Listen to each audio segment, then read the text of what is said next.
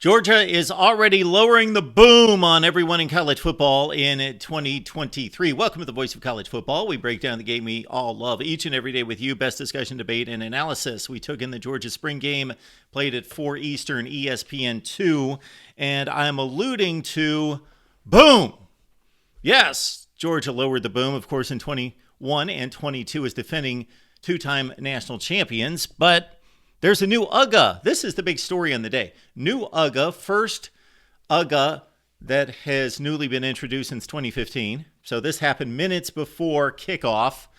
UGA 11. His name is Boom, and he's the new UGA. So that's the big news on the day. Other than that, there were 9 key players that missed the spring game, including we've got Branson Robinson, Small London, also Marvin Jones Jr., Jalen Walker, and Kendall Milton. I don't believe any of those are serious based on our conversations recently that we have on Georgia football here at the Voice of College Football. Check it out. All right, Kirby Smart said in preparation for the game, we need to play football. All of our players need to play football, meaning drills, no. 7-on-7, no. Routes, run on air, no. Real football, tackle football, real situations, and play a game of football. So that's what we had, aside from, of course, the obligatory non-contact for the quarterbacks. But Kirby Smart mentioned that the quarterbacks do need to feel pressure, not physical pressure necessarily, but the pressure of third down in particular. That's what Kirby Smart said in regards to separating the quarterbacks that are ready to go, ready to play, ready to perform, and play in the clutch. Third down is huge. Okay, it was announced here before the game. So Glenn Schumann, co-defensive coordinator last year, along with Will Muschamp. Muschamp maintains his title, but Glenn Schumann is now the defensive coordinator. I would not have guessed that hierarchy would have taken place. Just because we're all more familiar, of course, with Will Muschamp through the years as being one of the top defensive minds in college football. Glenn Schumann is the defensive coordinator. And also, tight ends coach Todd Hartley has also had added to his title, assistant head coach. All right, let's get to the action on the field. Arian Smith, the last time we saw him catching a big touchdown pass against Ohio State to get the Bulldogs past the Buckeyes and into the national championship game. He had 2 touchdowns on the day. And then also, we had Mekhi Muse, little 5'8" shifty slot receiver. He turned up big in this game. If there was an MVP, it was Mekhi Muse.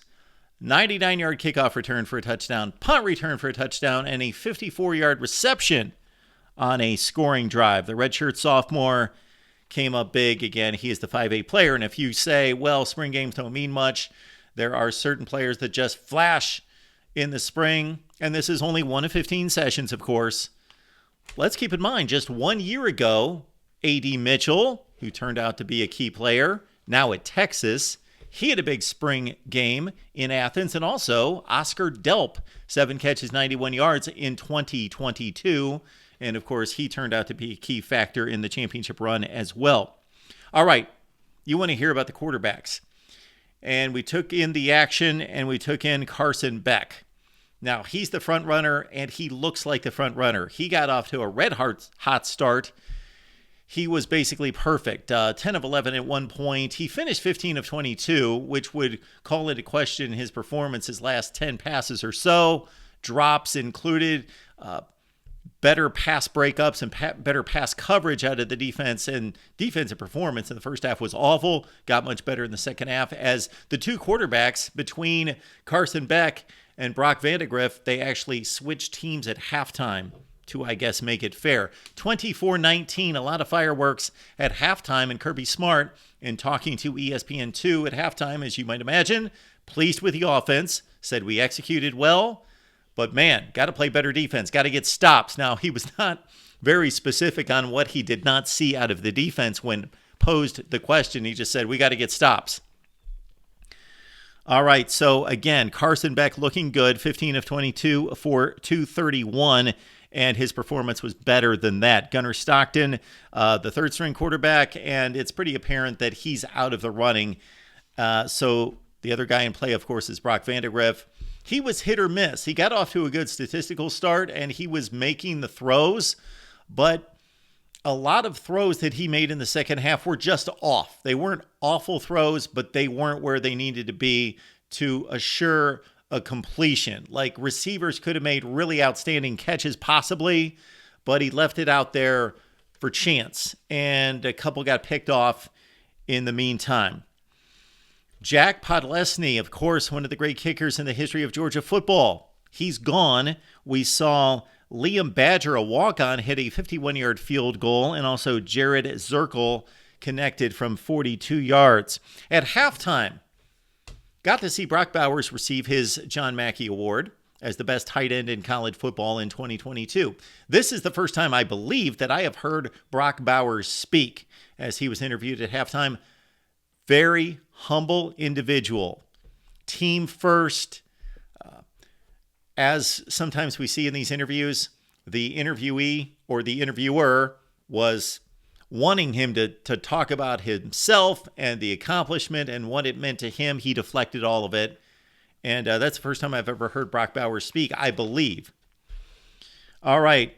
The two incoming transfers at wide receiver. Ra Thomas did not play. Mississippi State, he had some off-the-field issues. I don't know if those are still in play in regards to his not playing in the spring game because he was not listed on the injury report along with the other 9 players that I talked about.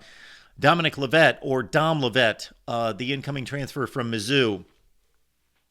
He's a really good player. He was top 5 in the SEC in receiving yards last year with a marginal quarterback situation at Mizzou with Brady Cook and company. So look out for Dominic Levet as a contributor this year in a big way.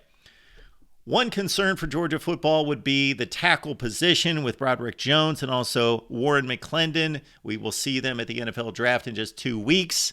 They move on. Center and the 2 guard spots filled with some of the best players in those positions in the country. But Amarius Mims, we remember when he was recruited and signed, Amarius Mims actually started the final 2 games for Georgia in the playoffs. So he is used to big-time pressure and big-time games, and he will probably take over at left tackle. And then you've got Ernest Green, the leading candidate at the other tackle position. On the transfer portal route, of course, this is the first day that the transfer portal is open, although we had some announcements, specifically coming out of Texas in particular, before Saturday. Bear Alexander, defensive tackle, one of the top 50 recruited players in all of college football in 2022, who was looking at Texas A&M, was looking at Florida and some other destinations, chose Georgia. Well, Bear Alexander has hit the transfer portal, and there will be a lineup of teams looking to sway him to their campus. Our thoughts on Georgia football. Leave your comments below right here at the Voice of College Football. And more spring reports coming your way. Stay tuned.